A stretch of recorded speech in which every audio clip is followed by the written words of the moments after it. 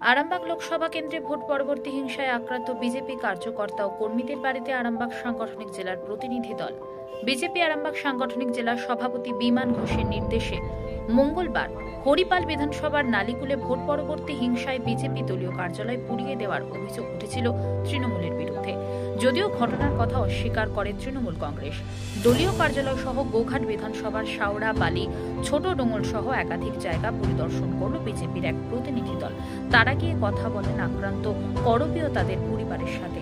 এই প্রতিনিধি দলে ছিলেন আরামবাগ লোকসভা কেন্দ্রের বিজেপি প্রার্থী অরূপ কান্তি দিগার, সাংগঠনিক জেলার যুব মোর্চার সভাপতি উপাসক্তে কালীপদ অধিকারী, হেমন্ত বাগ, বিজেপি নেত্রী স্মৃতিকণা সহ বিজেপির অন্যান্য নেতৃত্বরা। আরামবাগ সাংগঠনিক জেলার থেকে মাননীয় প্রেসিডেন্ট বিমান ঘোষ মহাশয়ের নেতৃত্বে একটা টিম গঠিত হয়েছে। সেই টিম আমরা প্রতিটি জেলায় যাব, প্রতিটা বিধানসভায় যাব। বিধানসভায় পঞ্চায়েতে যেখানে যেটা মানুষের তৃণমূল দ্বারা আক্রান্ত হয়েছে বা ভীতসন্ত্রস্ত করা হচ্ছে সেই সব এলাকায় আমরা যাচ্ছি, কর্মীদের পাশে থাকছি। আমরা আজকে এসেছি শাওড়া পঞ্চায়েতে এসেছি এবং আছে আমাদের বিমল কোটাল, ওনার বড় ডঙ্গলে বাড়ি, ছোট ডঙ্গলে বাড়ি, বালি অঞ্চল। ওনাকে মারধর করা হয়েছে, অযথা মারধর, শুধু বিজেপি করার জন্যই মারধর। এই ধরনের তৃণমূলের নোংরাজানো যে সিদ্ধান্ত আমরা ধিক্কার জানাচ্ছি। কারণ পার্টি গণতান্ত্রিক পদ্ধতিতে যে কোনো পার্টি করতে পারে। বিজেপি করার জন্য যে মারধর, এটা আমরা প্রশ্রয় দিচ্ছি না বা এতে আমরা বিশ্বাসী নই।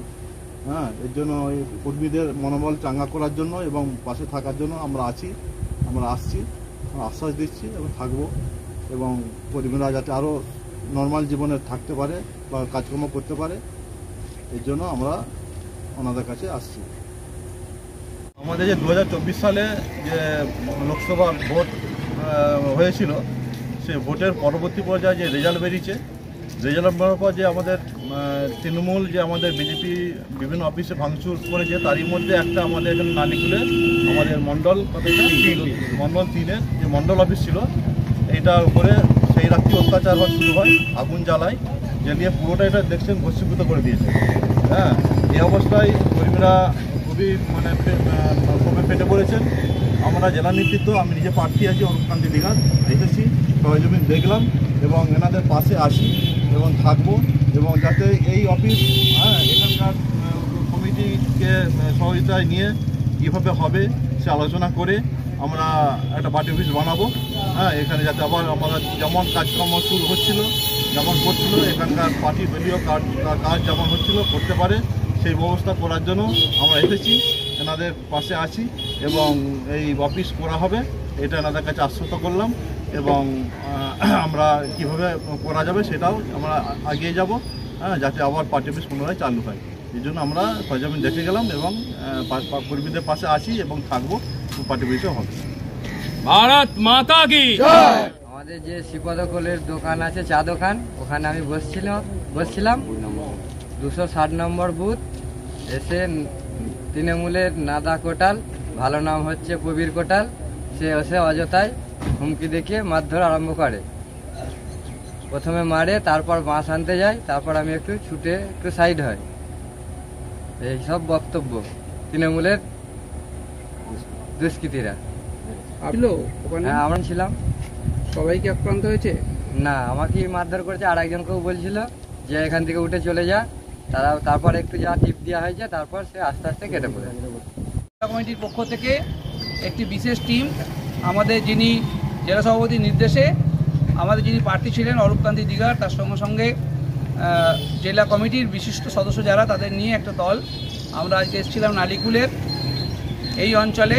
এখানে আমাদের যে পার্টি অফিস, যেদিন গণনা হয়, গণনার দিন এখানে তৃণমূলের দুষ্কৃতীদের দ্বারা সেই পার্টি অফিসটা তারা পুড়িয়ে দেয়। পুড়িয়ে দেওয়ার পর এই এলাকায় একটা ভীতি সন্ত্রস্তের পরিবেশ তারা তৈরি করেছে। সেই পরিবেশ থেকে যাতে আমাদের ছেলেরা মুক্ত হতে পারে, স্বাভাবিক জীবনে ফিরতে পারে, এবং খুব শীঘ্রের মধ্যেই আমরা তাদের এই বসার জায়গা, এই মণ্ডলের যে পার্টি অফিসটা স্টেশন সংলগ্ন, সেটাকে যাতে পুনর্নির্মাণ করা যায় তার ব্যবস্থা গ্রহণের জন্য জেলা সভাপতির নির্দেশে আমরা যে টিম এসেছিলাম, আমরা আজকে সেই জেলা সরজমিনে তদন্ত করেছি, দেখেছি, এবং থানা এই ব্যাপারে যে থানার যে ব্যবস্থা রামপাল থানায় যে অভিযোগ আছে সেই অভিযোগটার কী অবস্থায় আছে সেগুলো আমরা বিবেচনা করে আজকে আমরা একটা রিপোর্ট দেবো এবং খুব শীঘ্রই যাতে স্বাভাবিক অবস্থায় আজকে এতগুলো মানুষ যারা এই অঞ্চলে বিজেপি কার্যকর্তা তারা তাদের স্বাভাবিক জীবনযাপন ফিরে পান এবং এই মণ্ডলে তাদের যে অফিসটা সেই অফিসটা তারা পুনর্নির্মাণ করতে পারেন তার ব্যবস্থাপনার জন্য আজকে আমরা জেলা কমিটির পক্ষ থেকে এই এটা বলবেন